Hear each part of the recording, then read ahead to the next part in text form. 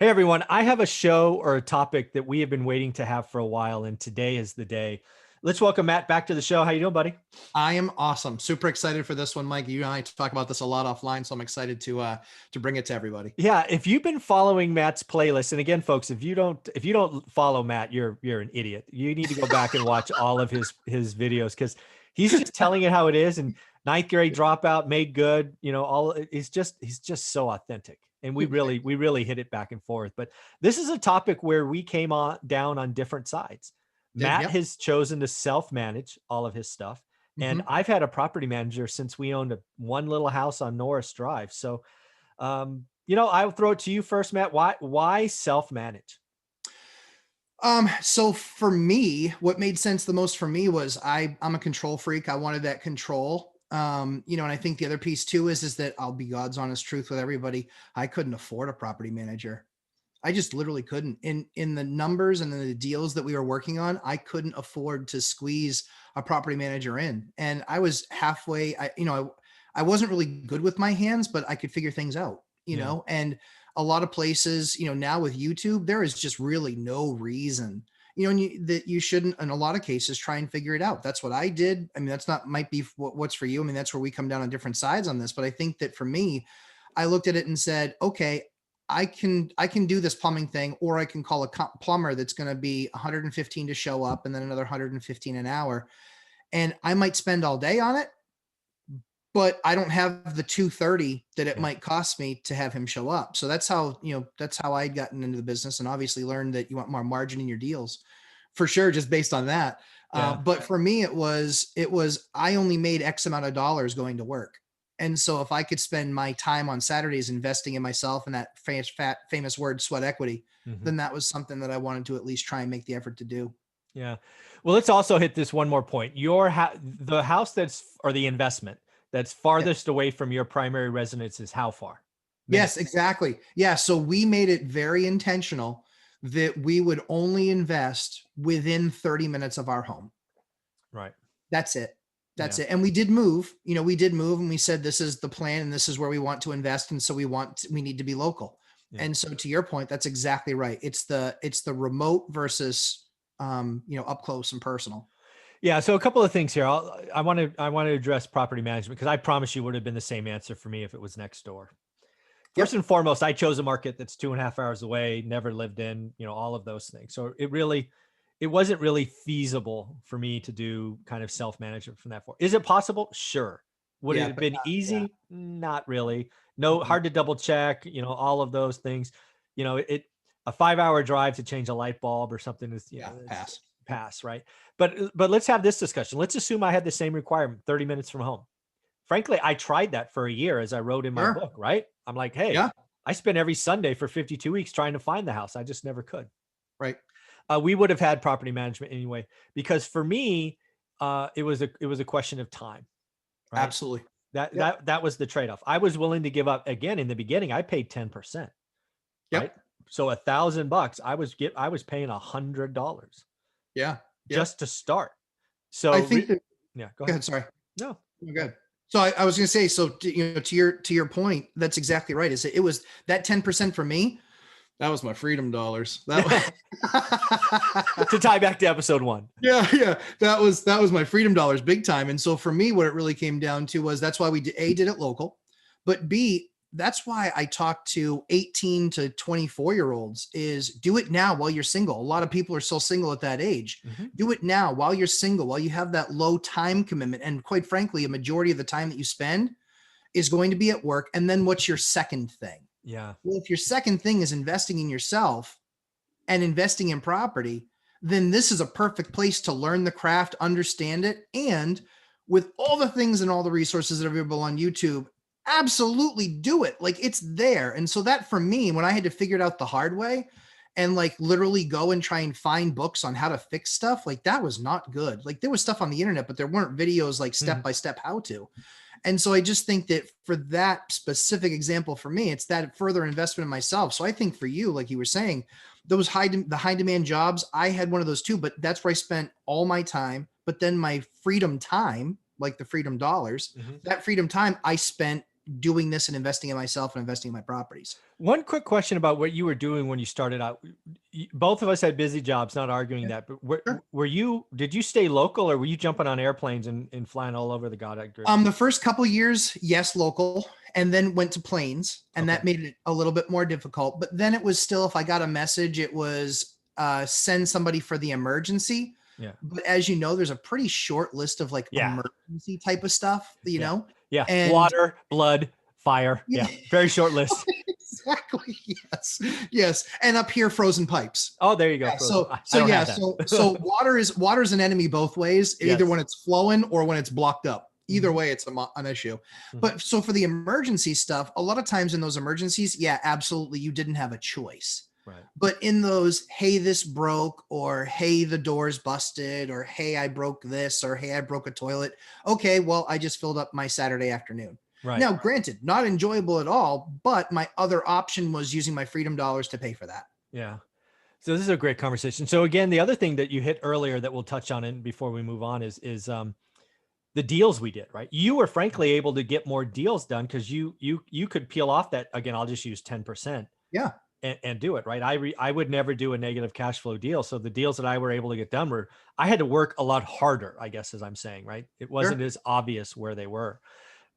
Because again, I wasn't collecting 1,100. I was really collecting 1,000. Well, and here's a nasty thing that the banks do too, is that, believe it or not, they still actually would bank into the deal a management fee. Oh, really? Yeah. Even though I didn't have a management fee, they would still actually bake that in. And they'd say, well, yeah, but if this happens, you'll need to have it managed.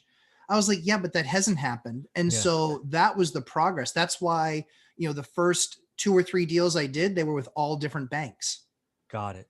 And then it was, okay, then I did 2 deals with a bank, and then they didn't want to do anymore. Then I did 4 deals with a bank, and then they didn't want to do anymore. And then I went to another bank, and now I've got 15 or 16 with them. Yeah. And so they were willing to grow with me, and say, we want to continue to, to see what you're doing and invest in that business. But yeah, to your point, is it makes the deal more palatable for us to do. What throws it off big time for us is property taxes versus property taxes in California. For $1 million home, or for, let's say, a $500,000 triplex here, your taxes can be $13,000 or $14,000, over $1,000 a month. Yeah. In California, that'd be 1.2. So that'd be like, well, that'd be off land. I don't know. It'd be about $6,000, be about half that. Yeah. And so when you're looking at spending an extra $500 a month just for property tax, for it to sit there, that just to sit there. That kind of hurts the numbers. But yeah, you're exactly right. I mean, those are the evaluation questions that we always have to go through and ask ourselves. And yeah, once I started getting on planes and that was then my job. Yeah. Like, I knew that my weekends a lot of times were going to be spoken for. And I also moved into, you never lived in any of your investments? No. Never. And I lived in all of my first 12. Oh, wow. There you go. Yeah. That's how I was able to build the company, because they wouldn't give me an investment loan. I could only get in there if I was owner-occ. Nice. Again, these are things you got to follow Matt on, because again, house hacking and all of those things are just a wonderful way for youngsters to get started and fully bless that idea. The other thing to really boil down next is really tenant selection, right? When you self-manage versus have a property manager, tenant selection is vastly different, right? Huge. Yeah. So why don't you talk about your experience and then I'll talk about mine.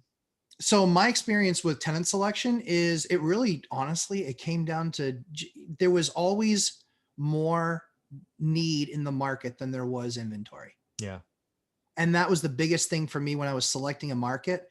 When I went onto Craigslist to see what was for rent, or when I went into the paper to read what was available and where was renting, I went where the places where it seemed to have rather low inventory, but a big demand.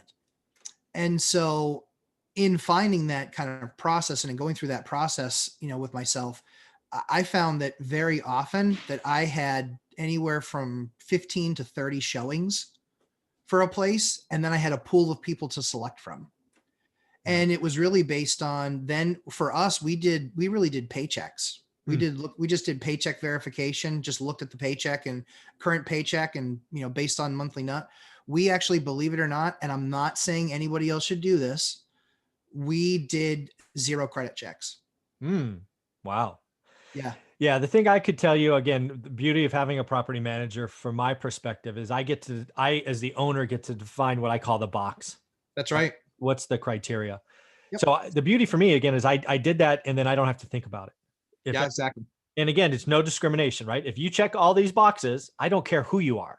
And I don't care where the money comes from, cash, Section 8, I don't care, right? Mhm. Your debt to income is here, your income to rent is here, your credit score is here, job verification, rental reference, whatever the box is. Mhm. And then I just don't care, right? Agreed. Yeah, Just I think for us that was kind of the crazy thing is that, people were like, well, who got it? Somebody that was more qualified than you. It really comes down to that. Or when you have, when you have 10 people with all the same qualifications, at that point, the only thing that intrudes at that point is what you view, even now with COVID, mm, what you view as a more safe COVID job, yep. Yeah, pretty cool. and that's not discrimination. If everybody's checking the box, Yep. it is, the numbers are what they are. And at that point, you have to make a selection. Yeah, what I just want to, yeah, the thing that I can say as an owner that has a property manager is I'm not involved in tenant selection at all. I Yeah. will take the first person who checks every box. Yep. Don't care. Yeah. Don't care. Yeah. Yep. So Do next let's you talk. Oh, go ahead. I was going to say, do you find that when you do that through your property manager, do you find that they're stacking showings? So they're having 10 on a Saturday, or do you find that it's very much appointment based? It kind of gets listed and then it's kind of a slow trickle or a trickle in of, this person, that person. And then you just pick the first one that hits all the boxes. It's different houses versus apartments in Sure. today's Sure. market, right? Apartments are being scheduled hour intervals today. They're the slower of the two. Houses get rented sight unseen these days. It's Pretty crazy. much. Yeah. Yeah, it's Yep. just they Yeah. want Agree with space, that. right? It's pretty crazy. So now Yeah. let's talk about tenant interaction, right? Yeah. You talk to your tenants. Your tenants see you at Walmart, they know who you are, Yep. right? They see you at a red light, they know who you are. They do. I want none of that. I want just no thanks. I understand. I understand. I mean, for us, with all due respect to all of our tenants, there's some that have become really good friends. Yeah. And like there's some that, one of them became a nanny, one of them, it was just kind of a neat relationship type of thing. But yeah, I totally get that side of it because I won't lie to you. I've had some gems in the not nice way, that were just like torturous. And, our reviews, we keep very close track of, we set up a process that when somebody onboards with us, we actually set up a group text between my wife, myself, and all of the tenants. Nice. And that way, everyone in the house knows exactly what's going on with any issue that was raised. Mm, And we also can then just cut and paste that and send it to the plumber, send it to the carpenter, send it to whomever, and say, this issue needs to be addressed. yeah. And then we let them know it's been sent. We're awaiting feedback. And so 97%, 96% of Yeah. our communication is all through text message and social media. There you go. Well, that's awesome. That'll bring up the last topic. The last one is when you use a property manager, you kind of inherit their processes and procedures. Yes. If you kind of do it yourself, you're at least in the beginning, I don't want to say making it up on the fly, but starting from a different point.